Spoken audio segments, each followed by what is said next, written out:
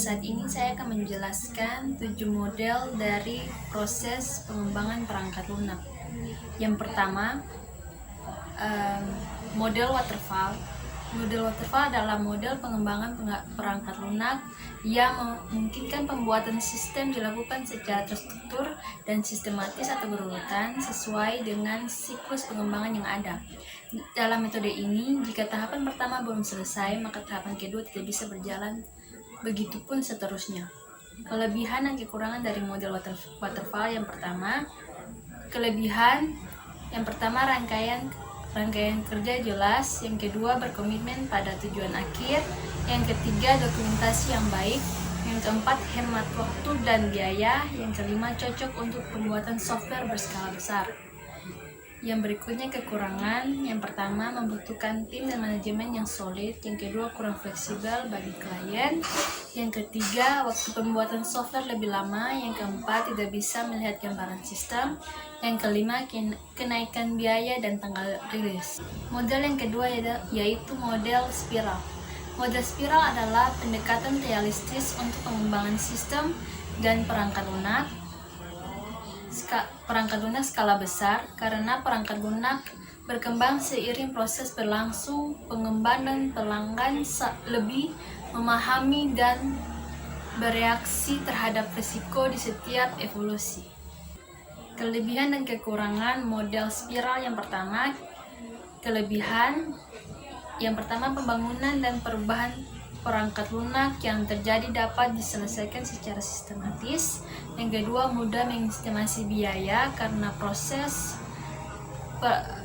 pembuatan prototipe yang jelas dan tahapan yang sistematis. Yang ketiga, manajemen dan analisa risiko yang lebih cepat dan mudah. Yang keempat, mudah melakukan perubahan kebutuhan dan dokumentasi. Yang kelima, produksi software bisa terjadi lebih cepat.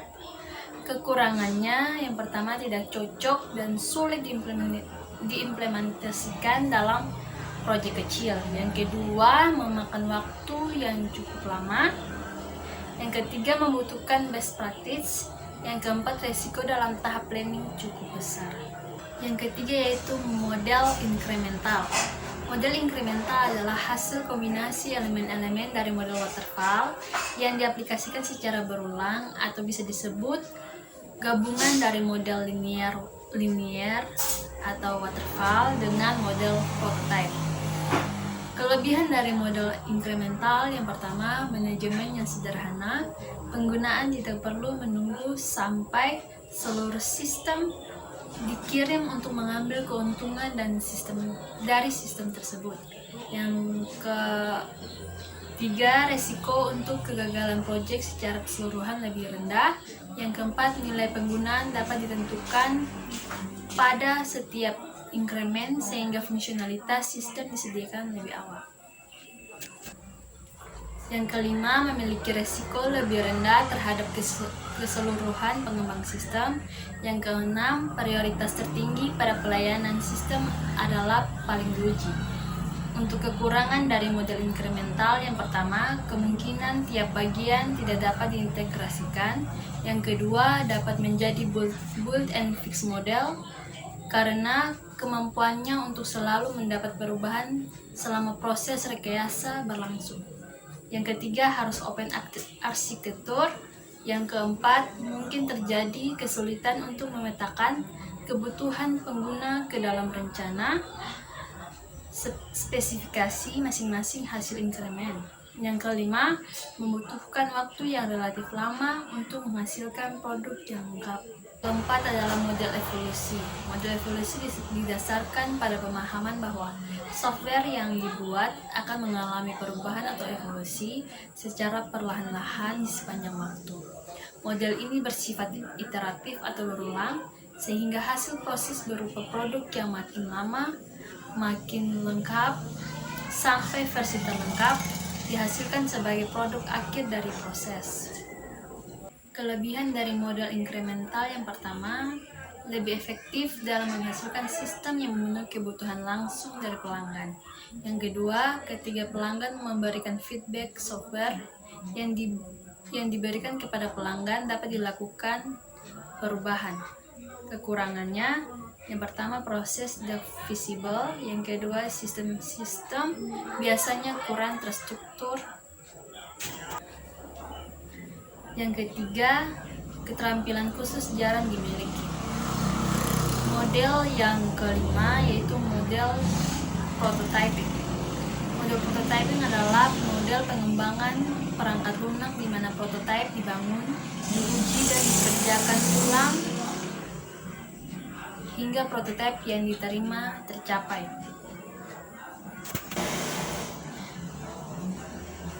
Kelebihan dari model prototipe: yang pertama, pelanggan berpartisipasi dalam pengembangan sistem. Yang kedua, penentuan kebutuhan lebih mudah terwujud. Yang ketiga, mempersingkat waktu pengembangan produk perangkat lunak. Yang keempat, adanya komunikasi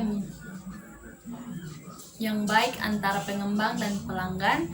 Yang kelima, pengembang dapat bekerja lebih baik dalam menentukan kebutuhan pelanggan. Yang keenam, lebih menghemat waktu dalam pengembang sistem. Yang ketujuh, penerapan menjadi lebih mudah karena pelanggan mengetahui apa saja yang diharapkannya. Kekurangan dari model prototipe: yang pertama, proses analisis dan perancangan terlalu singkat.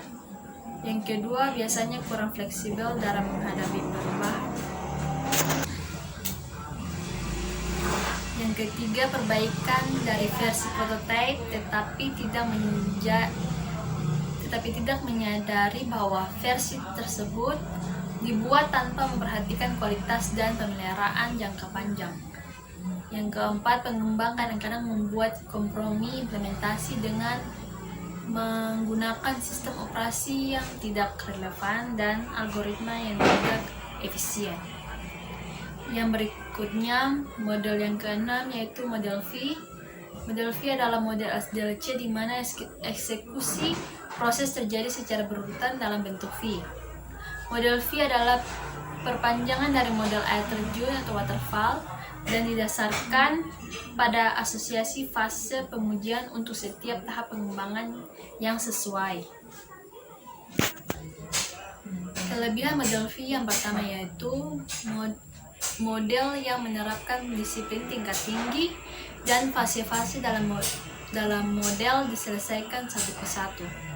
Yang kedua, dapat bekerja dengan sangat baik untuk proyek kecil di mana requirement sangat mudah dipahami. Yang ketiga, sederhana dan mudah untuk dipahami.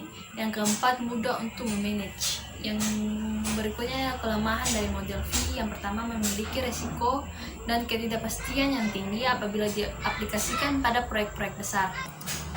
Yang kedua, model yang tidak bagus untuk proyek yang kompleks dan berorientasi objek. Yang ketiga, model yang buruk untuk proyek yang panjang. Yang keempat, tidak cocok untuk proyek yang requirement-nya mudah berubah. Yang kelima, sekali sistem dalam proses testing sangat sulit untuk mundur ke fase sebelumnya. Yang keenam, tidak ada sistem yang dapat digunakan sampai satu siklus selesai. Model yang terakhir adalah model RAT. Model ini adalah sebuah model proses perkembangan perangkat lunak sekuensial linear yang menekankan siklus perkembangan yang sangat pendek. Model ini merupakan sebuah adaptasi kecepatan tinggi dari model sekuensial linear, di mana perkembangan cepat dicapai dengan menggunakan pendekatan konstruksi berbasis komponen. Kelebihan dari model RAT: yang pertama, lebih efektif dari pengembangan model waterfall dalam menghasilkan sistem yang memenuhi kebutuhan langsung dari pelanggan. Yang kedua, cocok untuk proyek yang memerlukan waktu yang singkat.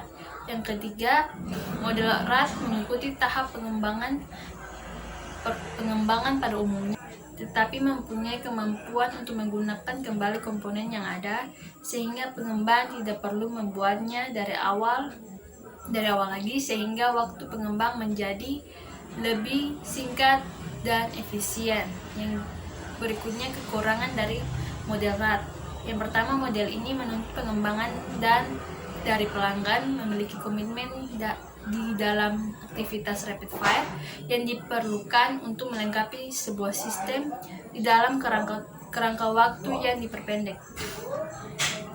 Yang kedua, tidak semua aplikasi sesuai untuk moderat. Yang ketiga, moderat tidak cocok digunakan untuk sistem yang mempunyai risiko teknik yang tinggi. Yang keempat, membutuhkan tenaga kerja yang banyak untuk menyelesaikan proyek skala besar. Yang kelima, jika ada perubahan di tengah-tengah pengerjaan, maka harus membuat kontrak baru antara pengembang dan pelanggan. Kesimpulan dari 7 model yang telah saya jelaskan, dapat diketahui bahwa tiap model memiliki rancangan kerja yang berbeda, tetapi juga ada yang merupakan gabungan dari model-model tersebut. Dan juga tiap model pasti ada kelebihan dan kekurangannya. Jadi tiap model punya keistimewaannya masing-masing. Terima kasih.